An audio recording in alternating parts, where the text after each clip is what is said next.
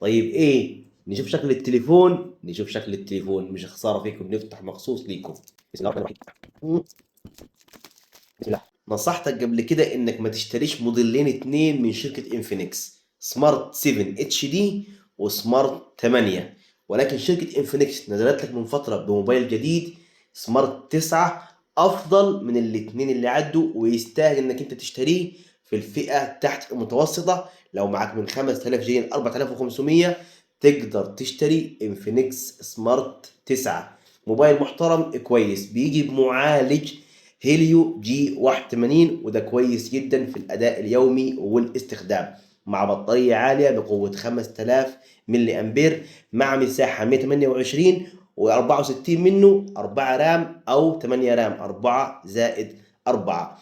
الكاميرا مش يعتبر افضل حاجة، ولكن هي ماشي الحال وكويسة معقولة، بقوة 13 ميجا بكسل خلفية، 8 ميجا بكسل امامية. من مميزاته ان الصوت بتاعه ستيريو، المعالج بتاعه كويس، البطاريه بتاعته قويه، ضمان سنه ونص في الشركه، وبسعر مناسب من 5000 ل 4500 تقدر تشتري سمارت 9 كويس مقبول في الاداء اليومي والاستخدام بتاعه. طيب ايه، نشوف شكل التليفون. نشوف شكل التليفون، مش خساره فيكم نفتح مخصوص ليكم.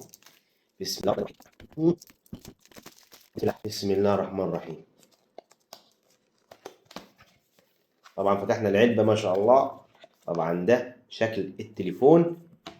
وهنا ايه اللي جاي في العلبة بقى؟ جاي في العلبة هنا الشاحن بتاع الموبايل الأصلي، مع وصلة الشحن الأصلية، مع سماعة أصلية، مع جراب بلاستيك، مع مفتاح بيت الشريحة.